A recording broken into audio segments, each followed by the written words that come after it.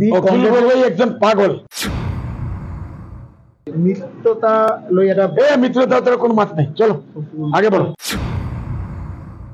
আমরা এগুলা চলো স্যার এটাই কথা। কেউ লগে আমরা মিত্রতা আপনি এটা ওয়ার্ড মানে ডাঙর নিউজ খালাস ফিনিশ। এ অখিল না না অখিল গগৈ কইছে যদি অখিল গগৈ একজন পাগল, আমরা তো আর পাগল হইতে পারবো না। খালাস তো শুনিলে কথাটো মোক কাইলে মানে অখিল গগৈ যদি ইমান সাহস আছে হিন্দু এরিয়াত গৈ হেনে এনেকা কেন করে তার তো তাক ঘুমাবনি দিয়ে শিবসাগর ঘুমাবলৈ দিয়ে নাই। আমার মুসলিম এলাকাত আহি মুসলমান মানুষ সিধা সাদা মানুষ আজমল সাহক তরিয়াত পলাই দিম কি নাম ব্রহ্মপুত্রত বিজেপি পলাই দিম। আজমল সাহেব বিজেপি এক নেকি? সি হব পাৰে বিজেপি আৰ সি যোৱাবাৰ আমাৰ এলায়েন্স হৈছিল। এই নুরিন জ্যোতি এই কি নাম অখিল গগৈ দুইজনে মিলি এটা দলালি করে বিক্রি করে দিচ্ছে। আমি সরকার গঠন কৰিব পাৰা নাই। আজি সি মামাতো ভাই হৈছে।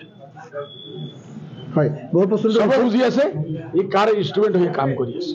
স্যাৰ মোৰ প্ৰশ্নটো হৈছে যে এই অখিল গগৈ কৈছে যদি মই অখিল গগৈ কোনো গুৰুত্ব নিদিওঁ। আমি অখিল গগৈ যদি মই গুৰুত্ব দিওঁ অখিল গগৈ আমি হিৰো বনাই দিম। অখিল গগৈ জিৰো আছে, জিৰো থাকিব, জিৰো থাকক। আমি তাৰ ওপৰত কোনো মন্তব্য নকৰোঁ। বিৰোধী ঐক্যমঞ্চৰ কথা কৈছে সেইটো আৰু আমাৰ কোৱা নাই। যিসকলে কৰি আছে আজি আছে কালি নাই, ভাঙি আছে বাহিৰত গৈ আছে ভিতৰত হৈ আছে, খেলি মেলি চলি আছে। দেখক স্যাৰ কাইলি মোৰ প্ৰশ্নটো শুনি লওক। ইলেকশ্যন লৈকে থাকিবই নাই। স্যাৰ কাইলি মোৰ প্ৰশ্নটো শুনি লওক।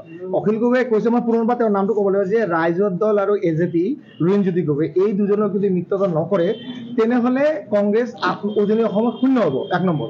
2 নম্বৰ কথা যে আপোনাৰ লগত যেনেকুৱা ব্যৱহাৰ কৰিছে তেওঁলোকৰ লগতো এতিয়া কংগ্ৰেছে সেই ধৰণে ব্যৱহাৰ কৰি আছে বুলি তেওঁ অভিযোগ এটা দিছে। আমাৰ লগত যেনেকুৱা ব্যৱহাৰ কৰিছে মঞ্চ মানিছে, মতলব তেখেত মানিছে বোলে আমাৰ লগত বেয়া ব্যৱহাৰ কৰিছে কংগ্ৰেছে আৰ ইসকলেৰ লগত কৰিব।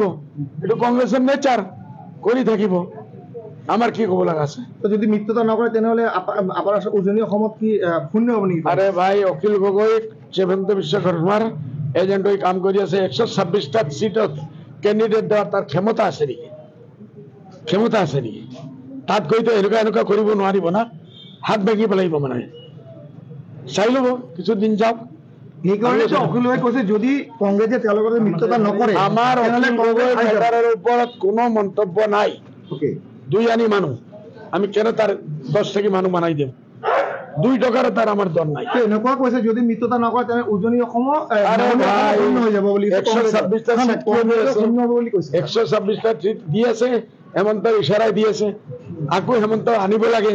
এটার কারণে পয়সা লাগে, মাল পানি লাগে, সব লৈ আছে আর হেমন্তর কাম কৰি আছে। অখিল গগৈ